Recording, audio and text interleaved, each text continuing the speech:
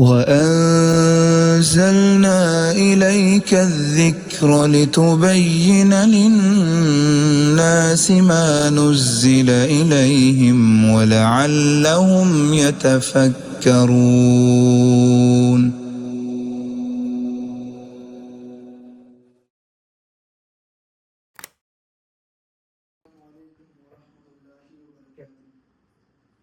إن الحمد لله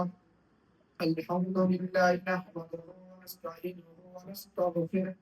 ونعوذ بالله من شرور أنفسنا ومن سيئات أعمالنا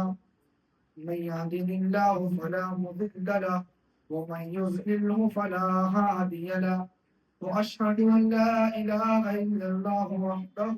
لا شريك له وأشهد أن محمدا عبده ورسوله أما بعد فإن خير الحديث كتاب الله وخير الهدي هدي محمد صلى الله عليه وسلم وشر الأمور محدثاتها وكل محدثة بدعة وكل بدعة ضلالة وكل ضلالة في النار. أعوذ بالله من الشيطان الرجيم. بسم الله الرحمن الرحيم. الزانية والزاني فاجلدوا كل واحد منهما 100 جلدة ولا تأخذكم بهما رأفة في دين الله إن كنتم تؤمنون بالله واليوم الآخر. محترم سامعین، رمضان المبارک کا یہ مہینہ بہت ہی تیزی کے ساتھ گزر رہا ہے. آج 19ویں تراویح آپ کے سامنے اور قرآن کریم کو 19ویں پارے کی تلاوت بھی کی گئی. رمضان المبارک کا جو مہینہ ہے یہ بہت ہی بابرکت مہینہ ہے. انسان سستی اور کاہلی کی وجہ سے کہیں ایسا نہ ہو کہ اس مہینے کی برکت سے اور اس مہینے کی نیکیوں سے اپنے ہاتھ کو دھونا، خالی ہاتھ نہ ہو جائے، بلکہ یہ جو مہینہ اس کو ملا ہے اور باقی اور جو دن باقی ہیں جو گزر چکے ہیں تو گزر چکے، لیکن آگے جو آنے والے ہیں ان ایام میں ہم سب کو خوب محنت کرنی چاہیے. اللہ کے نبی صلی اللہ علیہ وسلم کا معمول یہ تھا کہ رمضان مبارک کے آخری عشرے میں آپ خوب محنت کرتے ہیں، اور وہ آخری عشرہ شروع ہونے والا ہے، لہذا ہمیں آخری عشرے میں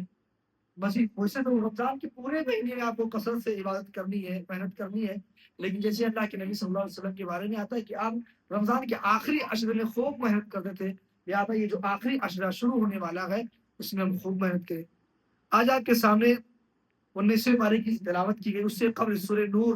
سے میں شروع کروں. سورہ نور یہ سن 6 ہجری میں نازل ہوئی. غزوہ بنی مستلق کے ٹائم پر ایک جنگ اسلامی، انشاءاللہ میں ابھی اس جنگ کے اوپر روشنی ڈالوں گا. سب سے پہلے اللہ تبارک و تعالیٰ نے اس سورہ کے اندر زانی مرد اور زانیہ عورت ان دونوں کے بارے میں بتلایا کہ اگر کوئی عورت زانی ہے، اگر زنا کرنے والی کوئی عورت ہے اور زنا کرنے والا مرد ہے، فَاجْلِدُوا كُلَّ وَاحِدٍ مِّنْهُمَا 100 جلدہ، ان میں سے ہر ایک کو، مرد کو بھی اور عورت کو بھی، دونوں اگر زنا کرتے ہوئے پکڑے جائیں تو 100 کوڑے مارے جائیں. کتنے؟ 100 کوڑے. اور حدیث میں اس کی تفسیر ملتی ہے کہ اگر کوئی نوجوان جس کی شادی نہیں ہوئی ہے وہ اگر زنا کرتے ہوئے پکڑا گیا یا پکڑی گئی، لڑکی اور لڑکے دونوں، تو ایسی حالت میں جس کی شادی نہیں ہوئی ہے تو اس کو کیا کریں گے؟ 100 کوڑا ماریں گے. لیکن کوئی ایسا آدمی ہے جو شادی کے بعد زنا کیا، کوئی ایسی عورت ہے جو شادی کے بعد، شادی شدہ ہونے کے بعد بھی وہ زنا کر بیٹھی ہے یا بیٹھا ہے، تو ایسی صورت میں اس کو ایک جگہ باندھا جائے اور پھر پتھروں سے مار مار کے اس کو ہلاک کر دیا جائے، مار ڈالا جائے، ختم. یہ ہے زانی کا، جو شادی شدہ کے بعد زنا کرتے ہیں، اور جو غیر شادی شدہ وہ زنا کرتے ہیں، ان کا سزا ہے. اور اللہ تبارک و تعالیٰ نے پھر دوسری طرف اشارہ کیا، جو لوگ ایک مومنہ عورتوں پر، پاک دامن عورتوں پر تہمت لگاتے ہیں۔ آج بہت آسان ہے کہ فلاں کی لڑکی کا کردار اچھا نہیں ہے، فلانے کی لڑکی اچھی نہیں ہے، اس کا چال اچھا نہیں ہے، اس کے تعلقات غلط لوگوں سے ہیں۔ یہ تہمت، یہ الزام آج ہم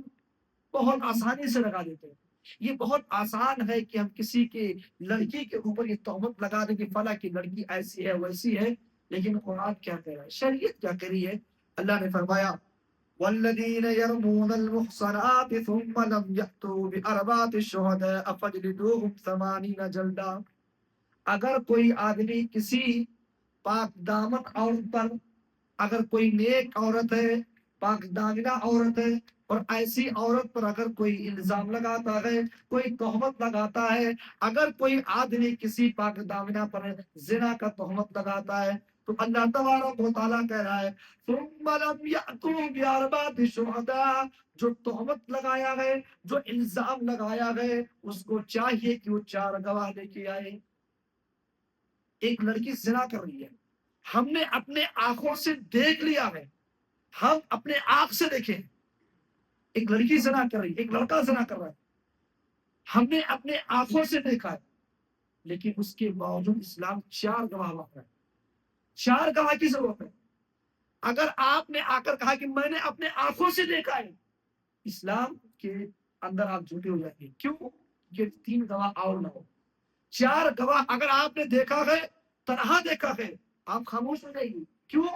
کیونکہ اگر آپ نے تنہا گواہی دی تو گواہی نہیں مانی جائے گی۔ شریعت کی نظر میں 4 گواہ یہ ضروری ہے، یہ لازم ہے، اور اگر 4 گواہ آپ کے پاس نہیں ہے تو آپ خاموش بیٹھ جائیں گے۔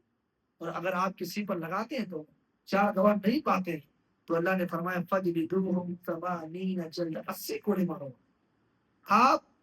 اندازہ لگاؤ، ایک آدمی کسی کے اوپر تہمت لگا دے اور اسلام خاموش بیٹھا رہے، شریعت خاموش نہیں ہے۔ اسی لیے تہمت لگانا، اس 80 کوڑا یہاں ذکر کیا گیا ہے، اور اللہ کے نبی صلی اللہ علیہ وسلم نے اس کو 7 ہلاک کرنے والے گناہ میں شمار کیا ہے۔ جو 7 بڑے بڑے گناہ ہیں جو آپ کو ہلاک کر دیں گے، جو آپ کو برباد کر دیں گے، اس میں سب سے آخری وَقَذَفُ الْمُحْصَنَاتِ الْمُؤْمِنَاتِ الْغَافِلَاتِ، جو آدمی کسی مومنہ عورت پر، کسی پاک دامن عورت پر تہمت لگا دے، اس کے اعمال اللہ برباد کر دے گا، اللہ اس کے دنیاوی زندگی کو برباد کر دے گا، اللہ اس کی آخرت کی زندگی کو برباد کر دے گا، اور دنیا کے اندر سزا یہ ہے کہ اس کو 80 کوڑا مارا جائے۔ وَلَا تَقْبَلُوا لَهُ شَهَادَةً أَبَدًا، اور اس کے بعد اس کی کبھی گواہی نہ قبول کی جائے۔ کبھی ہی ایک آدمی کسی کے اوپر تہمت لگا دیا اور وہ 4 گواہ نہیں پیش کر سکے، اب اس کو 80 کوڑے مارو، اور اس کے بعد اس کی گواہی کبھی قبول نہیں کی جائے، کیونکہ ایک مرتبہ اس سے یہ غلطی ہو چکی ہے، اللہ یہ کہ وہ توبہ کر لے، اللہ یہ کہ اللہ تعالیٰ نے فرمایا اِلَّا الَّذِينَ تَابُوا، اللہ یہ کہ وہ توبہ کر لے، من بعد ذلك، اس کے بعد، اور وہ اصلحوا، اور اپنی اصلاح کر لے، اپنے آپ کو سدھار لے، تو پھر گنجائش ہے۔ پتہ یہ چلا کہ تہمت کسی پر نہیں لگانا چاہیے۔ آج بہت آسان ہے، ہم چاہے مرد ہوں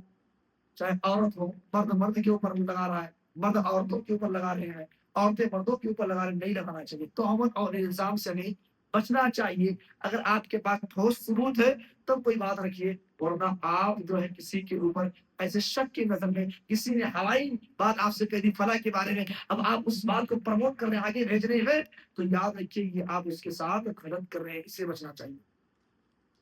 اس کے بعد وہ واقعہ بنو مستلق کا، یہ سورت سورہ نور 6 ہجری میں نازل ہوئی۔ ایک غزوہ بنی مستلق، اس غزوے میں کیا ہوا کہ اللہ کے نبی صلی اللہ علیہ وسلم اور آپ کے صحابہ اور آپ کے ساتھ آپ کی بیوی اما عائشہ رضی اللہ تعالی عنہا ہے۔ غزوے میں جانے کے بعد جب واپسی ہوتی ہے تو سب لوگ واپس آتے ہیں، ایک جگہ پڑاؤ ٹھہرتے ہیں، اور سارے لوگ قضاء حاجت کے لیے اپنے اپنے حساب سے چلے جاتے ہیں۔ اما عائشہ بھی خود دور نکل جاتی ہے۔ اما عائشہ رضی اللہ تعالیٰ عنہ اپنے قضاء حاجت کو پوری کرنے کے لیے، ضرورت کو پوری کرنے کے لیے بہت دور نکل جاتی ہیں، اور ادھر یہ قافلہ والے جو قضاء حاجت کے لیے گئے تھے وہ اپنی اپنی ضرورتوں کو پورا کر کے जहाँ पड़ाव डाले हुए थे वहां आके पहुंच गए। अब आयशा रज़ियल्लाहु तआला अन्हा वहां से जब लौटती हैं, आधे रास्ते में जब पहुंचती हैं, उनकी नजर अपने गले पे जाता है, तो गले का हार गायब है। अब आयशा रज़ियल्लाहु तआला अन्हा का जो हार था गले में पहनी थी वो गायब हो गया, कहीं गिर गया। अब आयशा रज़ियल्लाहु तआला अन्हा वहां से लौट के फिर उसी जगह पे जाती जहाँ कज़ा हाजत के लिए गई थी, वहां जाती हैं तो आपको अपना हार तो मिल जाता है, लेकिन जब वहां से लौटते लौटते आप अपने उस जगह पहुंचती है जहां सारे कबीला, जहां सारे लोग मौजूद थे, जहां पड़ाव डाला गया था, तो देखती है कि काफिला तो पहुंच चुका है, काफिला तो चल बसा है। अब क्या किया जाए? अब आयशा रज़ियल्लाहु तआला अन्हा कहती है कि मैं इतनी दुबली पतली थी, इतनी दुबली पतली थी कि जिस ऊंट पर मैं बैठी थी उसके कजावे को थामने वाले को पता न चल सका कि मैं उस जो है कजावे में बैठी हुई या नहीं बैठी हुई। वो लोग चले गए। कहती है कि मैं इस आस में बैठी हूँ रह गई कि अब अल्लाह के नबी सल्लल्लाहु अलैहि वसल्लम जब मुझे नहीं पाएंगे तो इस जगह किसी न किसी को अल्लाह के नबी सल्लल्लाहु अलैहि वसल्लम जरूर भेजेंगे मुझे लेने के लिए।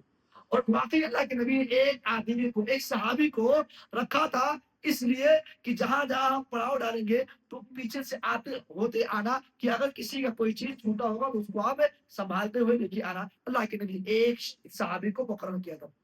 अब आयशा कहती है कि मैं बैठी थी मुझे नींद आ गई और नींद की वजह से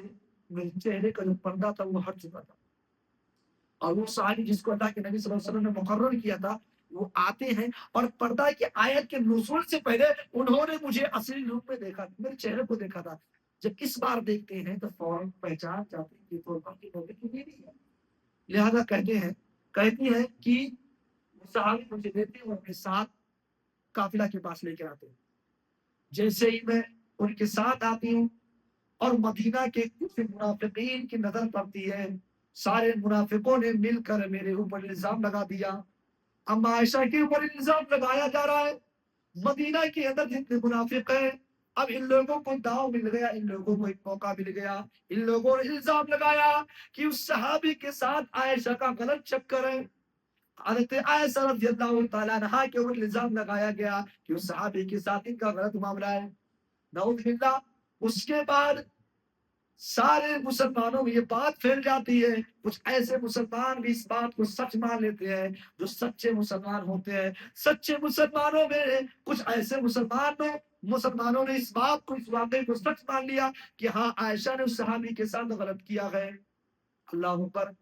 उसके बाद अल्लाह रब्बुल आलमीन ने आयशा रज़ियल्लाहु तआला अन्हा के बारे में कुरान करीम में उनके पाक दामनी का, और दुनिया की यही एक औरत है, दुनिया की एक औरत ऐसी है जिसकी पाक दामनी के लिए अल्लाह ने आसमान से कुरान की आयत को नाज़िल किया। अल्लाह ने फरमाया इन्नल्लज़ीना जाऊ मिन इफ्की उस्बतुम मिनकुम, ऐ आयशा और ऐ नबी, आपके बीवी पर इल्जाम लगाने वाले आप ही में से हैं। ऐ नबी, ऐ आयशा, आप पर इल्जाम लगाने वाले हैं तुम्ही में से। और ला तहसबुहु शर्रन लकुम, और तुम लोग इनके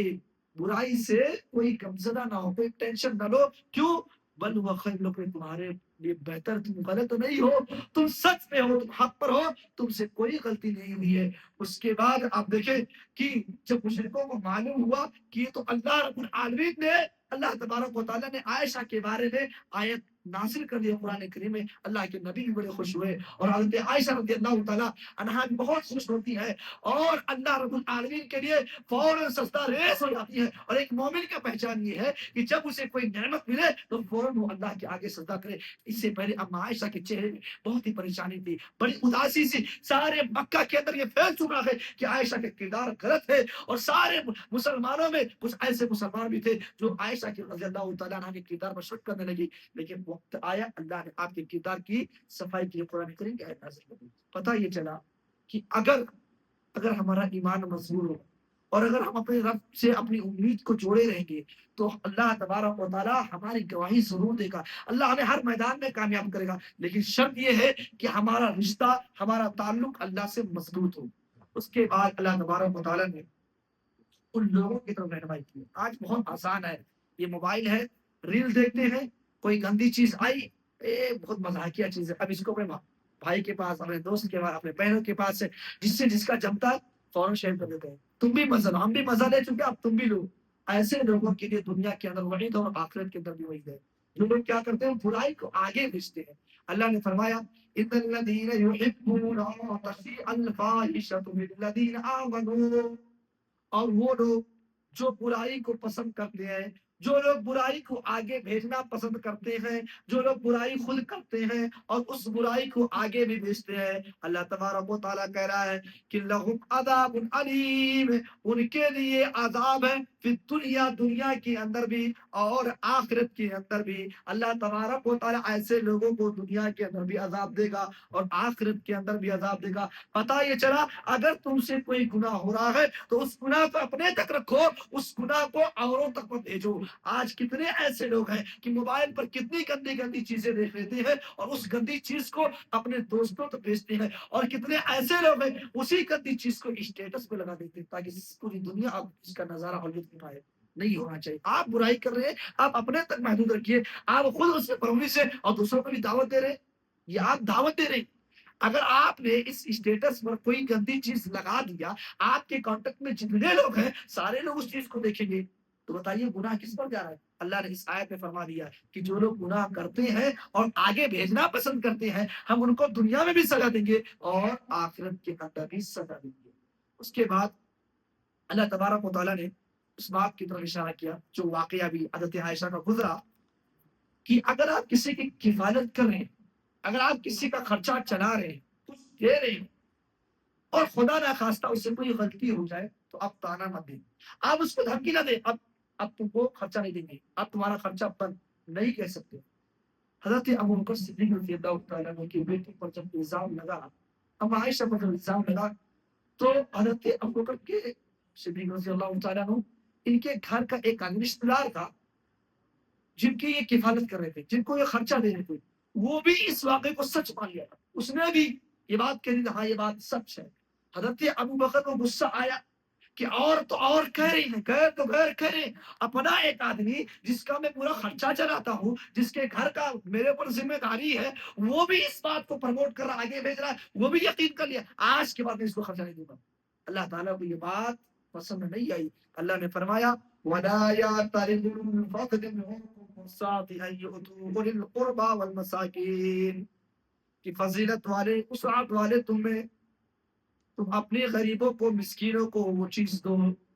جو تم پر نافذ ہے۔ اللہ تبارک و تعالیٰ نے ابو بکر سے کہا اے ابو بکر والمہاجرین فی سبیل اللہ، تم رشتہ داروں کو، تم مسکینوں کو اور جو اللہ کے راستے میں ہجرت کر چکے ہیں ان کی کفالت میں جو کر رہے ہو کرتے رہو، اور یاد رکھو ولیعفو، جو تم نے یہ بات کہی ہے اے ابو بکر اس بات سے تم توبہ کر لو، اگر تم توبہ کرتے ہو، اگر تم اس کو معاف کرتے ہو تو الا تحبون ان یغفر اللہ لکم، اے ابو بکر کیا تمہیں پسند نہیں کہ تم جس کو معاف کرنے والے ہو اگر تم اس کو معاف کرو گے تو اللہ تم کو بھی معاف کرے گا۔ اگر تم چاہتے ہو کہ تم کو اللہ تبارک و تعالیٰ معاف کر دے، اگر چاہتے ہو کہ اللہ تم کو معاف کر دے تو اے ابو بکر تم ان کو درگزر کر دو جس کے بارے میں تم نے بات کہی ہے۔ پتہ یہ چلا کہ انسان کو اپنے غلطی کا احساس ہونا چاہیے، اور اگر تم دنیا میں اپنے کسی بھائی کو معاف کرو گے تو اللہ تبارک و تعالیٰ ہمیں معاف کر دے گا۔ اور یہ پسند بھی اللہ کرتا ہے کہ اپنے اللہ رب العالمین کہہ رہا ہے کہ میرے بندوں کو تم آپس میں معاف کرو، میں تم کو معاف کروں گا، میں تمہارے گناہوں کو معاف کروں گا۔ پتہ یہ چلا کہ اگر ہم سے کوئی جو ہے غلطی ہوتی ہے، ہمارے درمیان کوئی جو ہے انبن ہو جاتا ہے تو ہمیں ایک دوسرے کو معاف کرنے کا جذبہ اپنے اندر رکھنا چاہیے، معاف کرنا چاہیے، انشاءاللہ اللہ ہمارے گناہوں کو معاف کر دے گا۔ اس کے بعد اللہ تبارک و تعالیٰ نے تجارت کے تعلق سے بہت سارے ایسے لوگ ہوتے ہیں جو تجارت کرنے کے بعد، نئی نئی دکان کھولنے کے بعد، اس سے پہلے بہت نمازی ہوتے ہیں، وہ جب کاروبار نہیں کرتے ہیں، جب تجارت اور کوئی بزنس شروع نہیں کرتے ہیں، اس سے پہلے ان کے پاس ٹائم رہتا ہے، بھائی وہ آتے نماز پڑھتے ہیں، لیکن جب تجارت کھول دیتے ہیں، ان کا کاروبار چلنے لگتا ہے تو کیا کرتے ہیں؟ وہ چھوڑ دیتے ہیں۔ تو یہ مومن کی پہچان ہے۔ اللہ نے فرمایا رجال لا تلہیہم تجارہ، کہ اللہ کے نیک بندے وہ ہیں کہ ان کی تجارت، ان کا مال ان کو نماز سے اور اللہ کے ذکر سے اور زکوٰۃ سے غافل نہیں کرتا ہے، ان کی تجارت، ان کا کاروبار ان کو نماز سے نہیں روکتا ہے۔ لیکن یہاں تو معاملہ الٹا ہے، معاملہ یہ ہے کہ ہم تجارت سے پہلے نماز پڑھتے ہیں، تجارت کھولنے کے بعد ہم اسی میں مشغول ہو جاتے ہیں، اپنے اسی کاروبار میں، کہ ہمیں نماز کا اب ٹائم اور اللہ کے ذکر کا وقت نہیں ملتا ہے۔ لہذا پتہ یہ چلا کہ ایسی تجارت آپ کو کوئی فائدہ نہیں، دنیا میں چند دنوں کے لیے آپ کو احساس ہوگا کہ آج فلاں روپے اور چند روپے کا میں نے دھندا کیا، آج تجارت بہت اچھا ہوا، لیکن یاد رکھو یہ تجارت دنیا میں چند دنوں کے لیے فائدہ آپ کو آپ کی آنکھوں میں آ سکتا ہے، لیکن یاد رکھو یہ تجارت اللہ کے یہاں کوئی فائدے مند نہیں ہوگا۔ جو تجارت، جو کاروبار آپ کو نماز سے روکے، ایسی تجارت کو آپ اپنے پیر کے تلے رکھ دو۔ کیوں؟ اس لیے کہ وہ آپ کو اپنے رب سے بات نہیں کرنے دے رہی ہے۔ میں نے کل وہ واقعہ بتایا تھا کہ ایک صحابی جو ہے، ان کے کھجور کا باغ جو ہے کیا تھا، ان کو نماز میں اللہ سے تھوڑا سا ڈسٹرب کر دیا تھا، نماز میں بھول گئے تھے، تو اس باغ کو وہ اللہ کے راستے میں قربان کر دیتے۔ تو جس چیز کے بارے میں اللہ نے کہا کہ تجارت ان کو نماز سے غافل نہیں کرتی، وہ اللہ کے ذکر سے تجارت ان کو چھوڑاتی نہیں ہے، لیکن معاملہ الٹا ہے کہ ہم جو تجارت کھولنے کے بعد اور ہم دعا میں جاتے ہیں، اس سے بچنا چاہیے۔ اس کے بعد مشرکین کے دو اعتراض، ایک قرآن کے تعلق سے، ان لوگوں نے قرآن کے بارے میں کیا کہا معلوم ہے کہ وقالوا اساطیر الاولین، کہ یہ جو قرآن کے اندر جو کچھ ہے یہ قصے اور کہانی ہے، کیا ہے؟ قصے اور کہانی ہے، لہذا اس کو گڑھ لیا گیا ہے۔ تو اللہ نے اس کا جواب دیا، کہا اے نبی آپ کہہ دیجئے انزلہ الذی یعلم السر فی السماوات والارض، اے نبی آپ لوگوں کو بتا دیجئے کہ زمین اور آسمان کے جو کچھ اس کے اندر ہے، ساری چیزوں کو، جو خفیہ چیزیں ہیں، اللہ جاننے والا ہے۔ اس کے بعد ایک اعتراض نبی کے تعلق سے تھا، مشرکین یہ اعتراض کرتے تھے یہ کیسا رسول ہے، وقالوا ما لهذا الرسول، یہ کیسا رسول ہے، یاکل الطعام، یہ تو کھانا بھی کھاتا ہے، ویمشی فی الاسواق، اور یہ بازار میں چلتا بھی ہے، لولا انزل الیہ، اور کیوں نہیں اللہ تبارک و تعالیٰ نے ہمارے پاس ملکن، فرشتہ بنا کر کسی کو بھیجا تاکہ اس کے ساتھ وہ ڈراتا۔ تو اللہ تبارک و تعالیٰ نے ان کو بھی جواب دیا کہ جو بات یہ کہہ رہے ہیں، تبارک الذی جعل لك خيرا من ذلك جنات، کہ اللہ تبارک و تعالیٰ کی ذات یہ بہت ہی بابرکت ہے، اللہ چاہے تو اے نبی آپ کو ان کی فرمائش اور ان کے کہنے سے کہیں زیادہ آپ کو بہتر چیز دے سکتا ہے، اور اے نبی آپ کو تسلی اللہ رب العالمین دے رہا ہے کہ اے نبی وما ارسلنا قبلک من المرسلین، اے نبی آپ سے پہلے جتنے بھی رسول آئے ہیں سارے رسولوں کا کام یہی تھا کہ لیأکلون الطعام، وہ کھانا بھی کھاتے تھے، اور ویمشون فی الاسواق، وہ بازاروں میں چلتے بھی تھے۔ تو آپ اس سے گھبرائیے مت، یہ مشرکین کے اعتراض اور اس کا جواب۔ اس کے بعد ایک بہت ہی اہم چیز میں سے بارے کے اندر اللہ نے فرمایا، آج ہم نے قرآن سے دوری جو اختیار کیا، آج ہم نے نبی سے بالکل جو دوری اختیار کر لی ہے، یا بہت سارے ایسے لوگ قرآن کی تلاوت تو کرتے ہیں لیکن قرآن پر عمل نہیں کرتے ہیں، قیامت کے دن ایسے لوگوں کے خلاف اللہ کے نبی گواہی دیں گے، کیا کہیں گے؟ وقال الرسول یا رب ان قوم اتخذوا هذا القرآن مهجورا، اللہ کے رسول اپنے رب سے کہیں گے اے پروردگار عالم ان قومی، یہ میری قوم ہے، یہ میری قوم کے لوگ ہیں، میرے انتقال کے بعد، میری اس دنیا سے جانے کے بعد، اتخذوا هذا القرآن، قرآن کو ان لوگوں نے چھوڑ دیا تھا، قرآن پر ان لوگوں نے عمل نہیں کیا تھا۔ کتنے ایسے مسلمان ہیں جو قرآن کی تلاوت تو کرتے ہیں لیکن قرآن ہم سے مطالبہ کیا کر رہا ہے، قرآن ہم سے کیا چاہتا ہے، ہم اس کو معنی اور مفہوم نہیں سمجھتے ہیں، اور کتنے ایسے لوگ ہیں جو معنی اور مفہوم سمجھنے کے ساتھ ساتھ عمل نہیں کرتے ہیں، تو وہ بھی اس زمرے میں شامل ہوں گے۔ قیامت کے دن اللہ تبارک و تعالیٰ اللہ کے نبی صلی اللہ علیہ وسلم گواہی دیں گے، اور جس کے خلاف اللہ کے نبی گواہی دے، بتاؤ اس کی بخشش ہو سکتی ہے؟ نہیں ہو سکتی ہے۔ لہذا اللہ سے یہ دعا کرو کہ ہم اور آپ سب لوگ قرآن سے جڑے، قرآن ہم سے جو مطالبہ کر رہا ہے ہم اس کو پورا کریں، اور اللہ سے دعا کریں کہ اللہ تعالیٰ ہمارا نبی ہمارے لیے خلاف گواہی نہ دے، بلکہ ہمارے لیے وہ گواہی دے جو ہمارے لیے فائدے مند ثابت ہو۔ اس کے بعد ایک اور چیز اللہ تبارک و تعالیٰ نے بندوں کی صفات کو ذکر کیا ہے، جو اللہ کے خاص بندے ہیں، جو رحمان کے بندے ہیں، ان کی صفات کو اللہ نے ذکر کیا، فرمایا کہ اللہ کے نیک بندے وہ ہیں جو زمین پر نرمی کے ساتھ چلتے ہیں۔ جو لوگ عقل کے چلتے ہیں وہ اللہ کے خاص بندے نہیں ہیں، اور ایک ہی اللہ کی یہ اچھے بندوں کی صفات نہیں ہے۔ اللہ کے نیک بندے، رحمان کے سچے بندے وہ ہیں جو زمین پر چلتے تو ہیں لیکن نرمی کے ساتھ، ان کے ہاں کوئی تکبر نہیں، ان کے یہاں عاجزی ہے، ان کے یہاں انکساری ہے، وہ نرمی کے، وہ لاکھوں جو کروڑوں پتی ہے، لکھ پتی ہے، لیکن دیکھنے سے معلوم نہیں ہوگا کہ وہ کروڑوں پتی ہے، ہاں ایسے لوگ بھی اس دنیا کے اندر اور زمین پہ چلنے والے، اور کچھ ایسے لوگ ہیں صرف 10,000 کے مالک ہیں، لیکن ایسا لگتا ہے کہ تو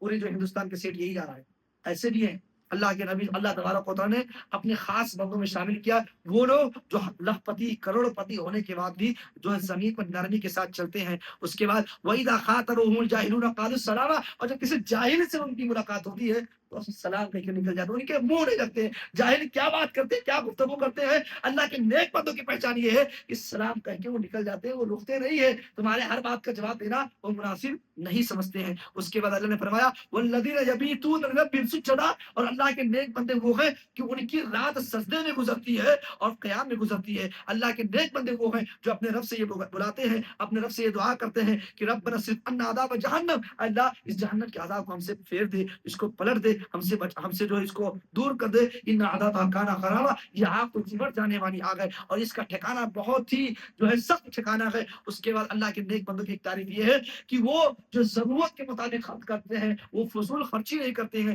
اسی طریقے سے اللہ کے علاوہ کسی اور کو نہیں بلاتے ہیں، اور وہ کسی کو قتل نہیں کرتے ہیں، اسی طریقے سے وہ زنا نہیں کرتے ہیں۔ اور ایک اور چیز اللہ کے جو نیک بندے ہیں وہ جھوٹی محفلوں میں حاضر نہیں ہوتے ہیں۔ تو یہ ساری چیزیں اللہ کے نیک بندوں کی پہچان ہے۔ ایک آخری چیز ہے اللہ رب العالمین نے اس بارے میں سورہ شعراء میں فرمایا کہ آپ دیکھیں اللہ تبارک و تعالیٰ نے جب اگر آدمی دعوت دینے جا رہا ہے تو اب اس کے لیے ضروری ہے کہ وہ دعوت جب شروع کرے تو سب سے پہلے اپنے رشتہ داروں سے شروع کرے۔ اللہ نے فرمایا وَأَنذِرْ عَشِيرَتَكَ الْأَقْرَبِينَ، اے نبی یہ اس وقت کا معاملہ ہے جب اللہ کے نبی صلی اللہ علیہ وسلم 3 سال تک خفیہ 3 سال تک چپکے دعوت دیتے رہے۔ ایک دن ایسا ہوا اللہ تعالیٰ نے کہا اے نبی اب چپکے سے دینے کی ضرورت نہیں، سب سے پہلے آپ اپنے رشتہ داروں کو بلائیے اور ان کو دعوت دیجیے، پہلے اپنے گھر میں اپنے خاندان میں دعوت دیجیے۔ اور یہ اس وقت کا معاملہ ہے اللہ کے نبی صلی اللہ علیہ وسلم نے اس کے بعد اس آیت کے نزول کے بعد اپنے خاندان والوں کی دعوت لی، اور دعوت دینے کے بعد کچھ باتیں کہی تو اس پر ابو لہب نے اعتراض کیا، وہ محفل اٹھ گئی۔ اس کچھ دنوں کے بعد اللہ کے نبی صلی اللہ علیہ وسلم نے پھر سے اپنے خاندان والوں کو دعوت دی، اور دعوت لینے کے بعد کھانا وغیرہ ہونے کے بعد اللہ کے نبی نے اپنے رب کا پیغام پہنچایا اور کہا کہ ہمیں آپ کی دعوت چاہیے۔ تو ابو طالب جو آپ کے چچا تھے انہوں نے کہا اے بھتیجے یہ بہت مشکل بات ہے، اے بھتیجے جو تم چاہتے ہو ہمارا جو دل ہے یہ باپ دادا کے دین کو چھوڑنے کے لیے آمادہ نہیں ہے۔ بھتیجے اس کے علاوہ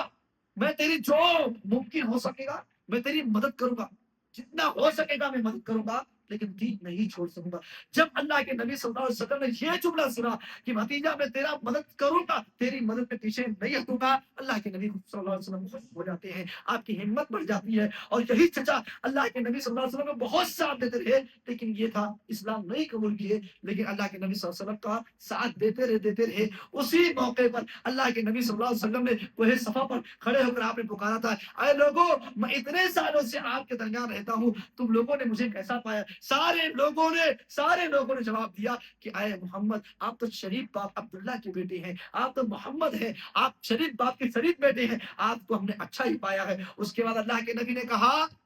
کہ اگر میں اس پہاڑ سے یہ اعلان کروں کہ اس پہاڑی کے پیچھے سے ایک لشکر جرار آپ کے اوپر حملہ کرنے کے لیے آ رہا ہے، کیا تم لوگ میرے اوپر وشواس کرو گے؟ سارے لوگوں نے کہا اے نبی اے محمد ہم آپ کو امین پائے ہیں، ہم آپ کو سچ بولنے والے پائے ہیں، ہمیں وشواس ہے، ہمیں یقین ہے کہ وہ لشکر ہم پر حملہ کر دے گی۔ اس کے بعد اللہ کے نبی صلی اللہ علیہ وسلم نے پھر اللہ کی دعوت دی، تو یہی ابو لہب نے پھر سے وہی ٹانگ اڑایا اور وہی بات کہی جو پہلے جو مجلس اس نے کہی تھی، اور اس نے یہ بات کہی اے محمد کیا تم نے اسی لیے ہمیں اس مجلس میں اکٹھا کیا تھا؟